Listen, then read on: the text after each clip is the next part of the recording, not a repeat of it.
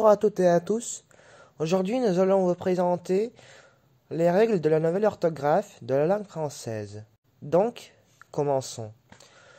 Premièrement, c'est le trait d'union. Donc, le problème est que le trait d'union a plusieurs types d'emplois en français. Emplois syntaxiques et lexicaux. Avant la nouvelle orthographe, on utilisait un trait d'union seulement pour les numéros inférieurs à 100. Exemple, 22 mais 108. Par ailleurs, il y a une concurrence entre l'écriture de mots composés, librement formés avec un trait d'union, ou de manière soudée, un seul mot. Par exemple, on écrit porte-manteau, mais certains écrivent porte-manteau en un seul mot. Proposition de la nouvelle orthographe. Proposition de la nouvelle orthographe est qu'on lit désormais par des traits d'union les numéros formant un nombre, qu'il soit inférieur ou supérieur à 100. Exemple, 23 et 158.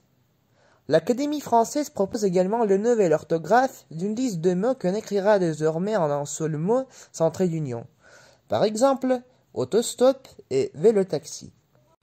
Les marques du nombre. Le problème est qu'il y a de nombreuses hésitations concernant le pluriel des mots composés avec un trait d'union. Ce problème ne se pose pas si les termes sont soudés. Par exemple, faut-il écrire un cure-dent, des cure-dents ou des cure-dents? Proposition de la nouvelle orthographe est suivante. Les noms composés suivent la même règle que celle des mots simples et prennent la marque du pluriel sur le second élément. Quand le mot prend une majuscule ou s'il est précédé d'un article singulier, alors le dernier élément ne prend pas la marque du pluriel. Par exemple, on écrira des cure-dents, des grands meubles, mais pire Dieu est trompe la mort. La troisième règle est consacrée à l'accent grave ou aigu sur le E.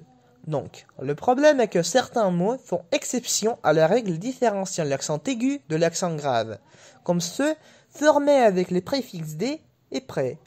Il existe d'autre part un petit nombre d'anomalies à ces règles. Par exemple, en événement, je considérerai puissé-je. Proposition de la nouvelle orthographe et qu'on accentuera sur le modèle de s'aimer les futurs et conditionnels des verbes du type céder. Par exemple, je céderai, j'allégerai, j'altérerai. On utilisera l'accent grave pour les inversions interrogatives. Par exemple, aimais-je, puissé-je. L'article suivant, c'est à propos de l'accent circonflexe. Le problème est l'emploi en cohérent arbitraire de l'accent circonflexe dans l'orthographe française constitue une difficulté pour l'enseignement systématique ou historique. Que ce soit par une justification historique montrant qu'on utilise l'accent circonflexe pour remplacer un S qu'on utilisait jadis, ou pour noter une prononciation spécifique. Il y a de nombreuses exceptions.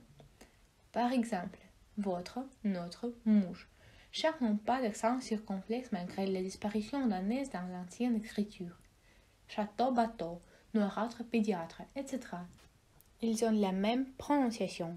Proposition de la nouvelle orthographe. L'Académie française estime que l'utilité de l'accent circonflexe est restreinte sur les lettres I et U.